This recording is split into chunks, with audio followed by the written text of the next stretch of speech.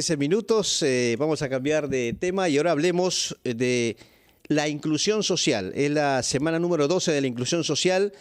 ¿Cuánto es lo que se ha avanzado? Y la respuesta la tiene el ministro de Desarrollo e Inclusión Social, Julio De Martini, quien nos acompaña esta mañana en los estudios de RPP. Ministro, ¿cómo está usted? Bienvenido a Ampliación de Noticias. Gracias por su visita. Muchas gracias, Carlos Mávila. Muy buenos días. Y sobre todo agradecido por la oportunidad porque efectivamente estamos de aniversario en el Ministerio de Desarrollo e Inclusión Social.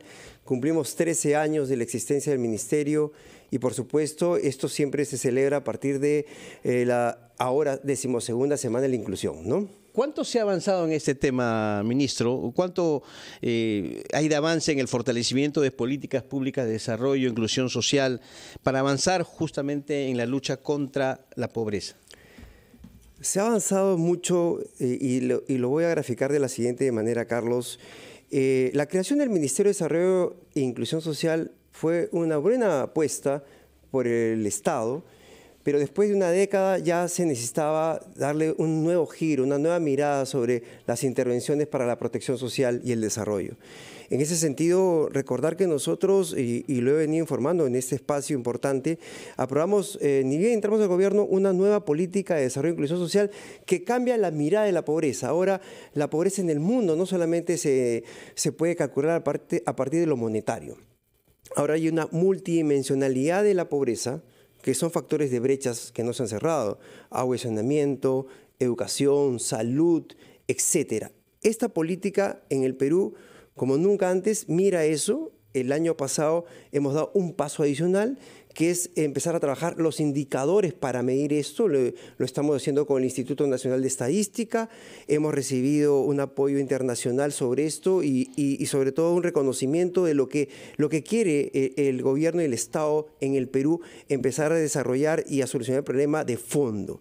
Pero no solamente eso, Carlos, en los temas de instrumentos hemos empezado a hacer este barrido social que por muchos años no se ha hecho y por lo tanto había muchas personas invisibles que no tenían su clasificación socioeconómica y no podían acceder a la protección social. Correcto, que se ha descubierto que hay más pobres de los que se creía en el país. Eso quiere decir que lo que se está haciendo es sincerando la cifra que existe, que ha existido siempre, porque si tú solamente mides la pobreza monetaria, arroja un resultado, pero la pobreza monetaria no solamente indica las, sobre todo, carencias o adversidades que tiene una población vulnerable, que el Estado tiene la responsabilidad de trabajar. Por lo tanto, hemos hecho esta propuesta valiente de empezar a mirar la pobreza de sus reales dimensiones para que todos en conjunto, porque esto no solamente es el gobierno central, es el gobierno central a través de sus diferentes ministerios, pero también gobiernos regionales, gobiernos locales, hagamos políticas públicas que sean complementarias unas a otras y poniendo al ciudadano en el centro, ese ciudadano que requiere de un Estado más eficaz y eficiente, ¿no? Después de la pausa, ministro, por favor, le pediré que nos aclare cuáles son en estos momentos los índices de pobreza que hay en el país y qué ha hecho este gobierno hasta el momento para tratar de reducir el mismo. Claro que sí. Regresamos a Ampliación de Noticias con el ministro de Desarrollo e Inclusión Social. Conversando con el ministro de Desarrollo e Inclusión Social, Julio De Martini. Le había dejado la consulta planteada, ministro, actualmente cuáles son los niveles de pobreza y qué se ha hecho para reducirlos, si es que han habido los resultados esperados o no. Sí, Carlos, contexto, ¿no? Contextualizar esta respuesta en corto. Recordar que venimos de una pandemia que lamentablemente arrojó 10 puntos porcentuales más en pobreza a nivel nacional, entre 20% se disparó a 30%.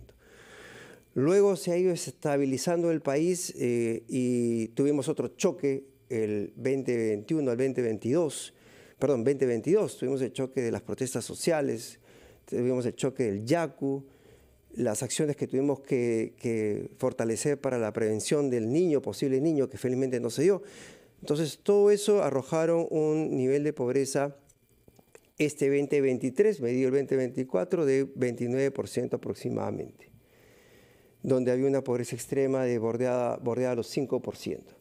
A partir de esas cifras y ya con una franca mejoría en la reactivación económica, que es la única manera, ojo, estructural donde se mejora la pobreza, reactivación económica, empleo, obviamente recursos para no solamente la familia, sino también cerrar brechas. Nosotros como MIDIS, que hemos hecho en este lapso, donde estamos absolutamente seguros, según lo que vamos avanzando, es que el próximo año, la medición del 2024, va a haber una disminución considerable de pobreza y pobreza extrema. ¿Estimada en cuánto?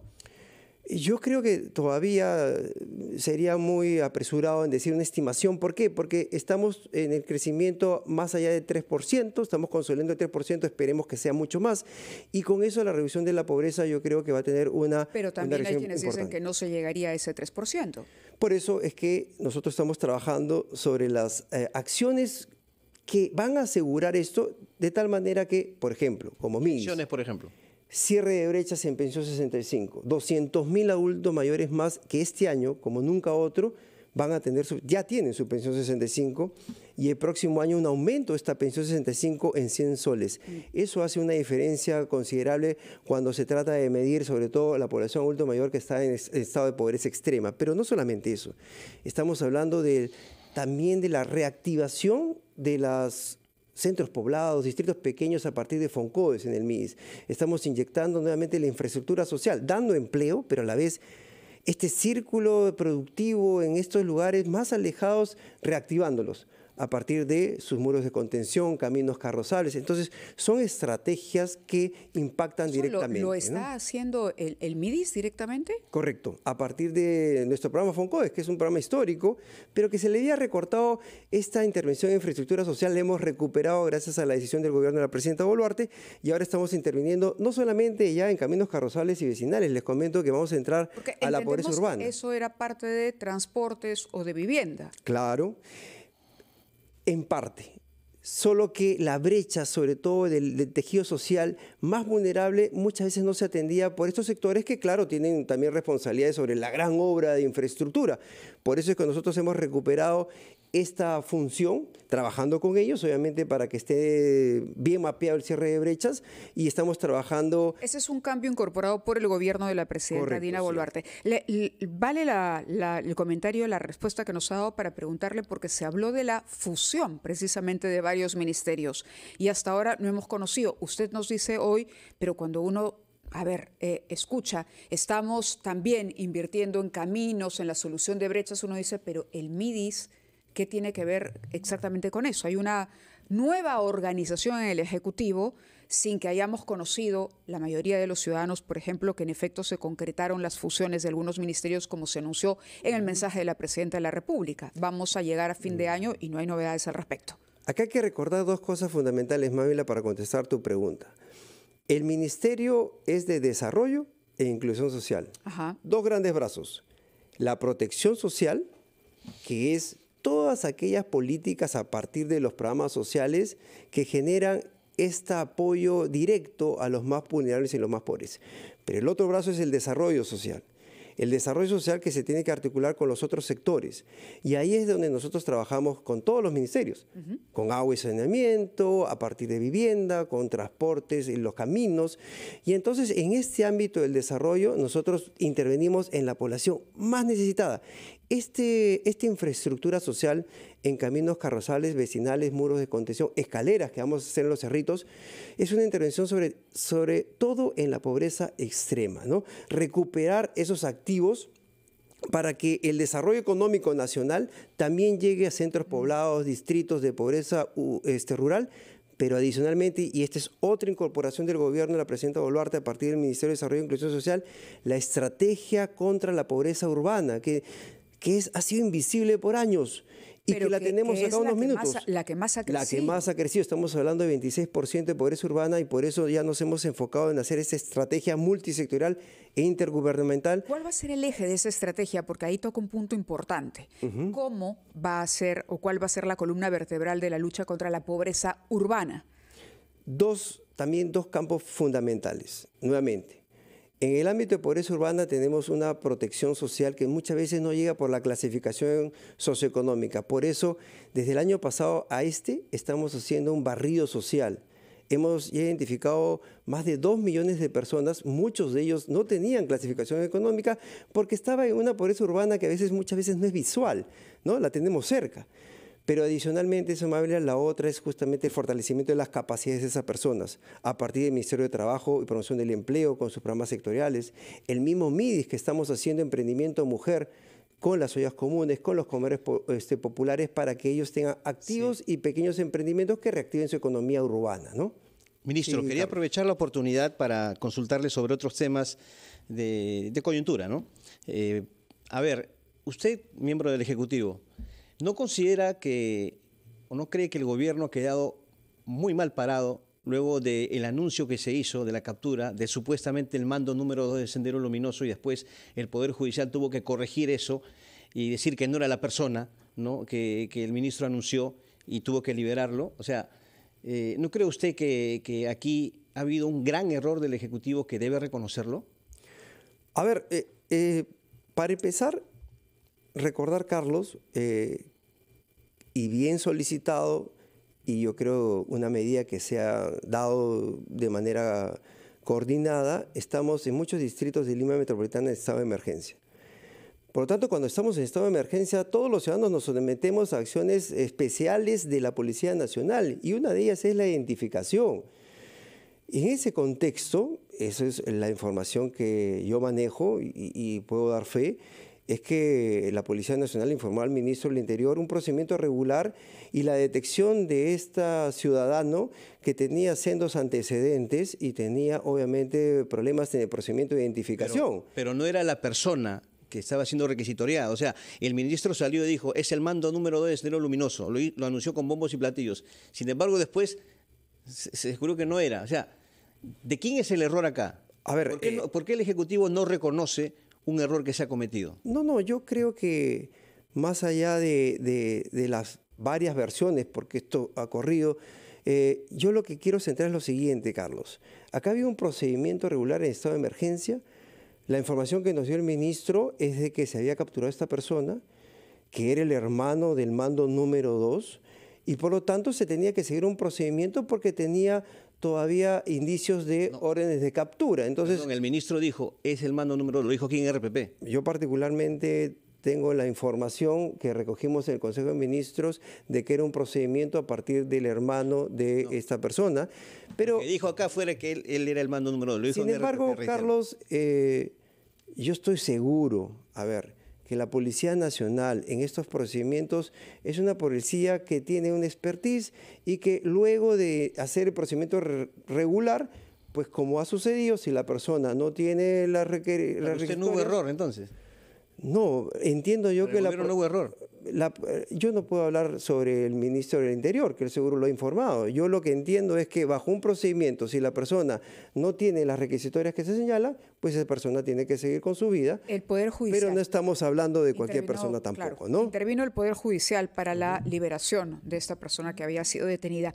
En cualquier caso, hay otras preguntas interesantes también que nos gustaría hacerle, como por ejemplo, si la presidenta Boluarte va a aceptar la invitación o la citación que ha hecho la Comisión de Fiscalización para que ella se presente para responder una serie de preguntas, pero nos gustaría ir a la pausa antes de que nos responda, claro que porque nos gana la hora, son las 9:32 y vamos a los titulares de la media hora. Muy bien. Son las 9:38. Nos acompaña aquí en la cabina el ministro de Desarrollo e Inclusión Social, Julio de Martini Montes. Y le habíamos hecho la pregunta a propósito de la noticia que conocimos la semana pasada sobre la Comisión de Fiscalización que ha decidido citar a la presidenta para responder una serie de preguntas. Claro, esto es facultativo, pero ¿han conversado ustedes en el Consejo de Ministros? ¿Considera que sería apropiado que la presidenta llegue al Congreso? ¿Cree que es mejor que ella envíe un abogado? ¿Cómo va a proceder el Ejecutivo? En principio no lo hemos conversado. Yo voy a dar una opinión estrictamente personal. Por supuesto que el Congreso y sus comisiones tienen esta facultad de invitar a los funcionarios públicos. Pero sobre este caso, es un caso que ya está en investigación formal, está en el Ministerio Público, inclusive se han diligenciado ya algunas acciones. Y creo que inclusive la presidenta la semana pasada ha estado en varios momentos ante el Ministerio Público. Entonces, comisiones fiscalizadoras, mi opinión, que se quieren abocar a cosas que ya están judicializadas. Cada comisión, cada acción que se realice en cualquier comisión demanda de costos, costos de personal, costos de gente. Lo que no quiere decir usted es que, a su opinión, ella no debería ir entonces. Yo creo ¿Sería inútil que vaya? Yo creo que un tema judicializado se debe ventilar en este fuero de la Fiscalía, donde hay información reservada que obviamente no se va a poder no debe informar. Yo particularmente creo que esto se debe seguir por los conductos del Ministerio Público y en su momento del Poder Judicial. Y en la Fiscalía sí se le podrá dar información que requiera, pero ya un desgaste, la Presidenta de la República, la misma comisión, yo creo que debemos abocarnos a cosas más importantes, sobre todo en lo que es... Son fueros distintos, ¿no? Son fueros distintos. Uno es el fuero legal, el otro es el fuero político. Sí. Pero le hacía la pregunta sobre incluso si debería mandar a un representante. Usted decía que a título personal, ¿ninguna de las dos opciones? ¿O no, podría ya, enviar a su abogado? En cuanto a las decisiones de esa índole, la Presidenta con sus asesores seguro tomarán la decisión correspondiente, siempre respetando los fueros y no diciendo de que no se debe ir. Pero temas de este tipo yo creo que se deben ventilar con las seguridades y con el profesionalismo que necesitamos en un Ministerio Público. Era lo que se decía durante ¿no? el gobierno del señor Castillo también. Ya la Fiscalía está investigando. ¿Para qué? Pero está bueno, bien. y varios gobiernos atrás también, porque es un punto de vista. Es lo pertinente, ¿no? Correcto. Ahora, por otro lado, anoche se ha conocido en el programa Punto Final, ¿no? El abogado Jesús Poma, que es el defensor del suboficial que conduce el auto presidencial, ha dicho que la mandataria fue trasladada en febrero al condominio Mykonos en Asia. Es el mismo lugar donde la policía buscó al prófugo Vladimir Cerrón un mes antes. Es uno de los temas que ha considerado la Comisión de Fiscalización para citar a la presidenta. ¿Cómo toma lo revelado el día de ayer por Punto Final? Que es parte del proceso que se está investigando. Yo creo que ayer, de lo que todos hemos escuchado, se advierte de que esto ha pasado como en otras ocasiones y como regularmente sucede. La presidenta tiene que estar acompañada por su seguridad.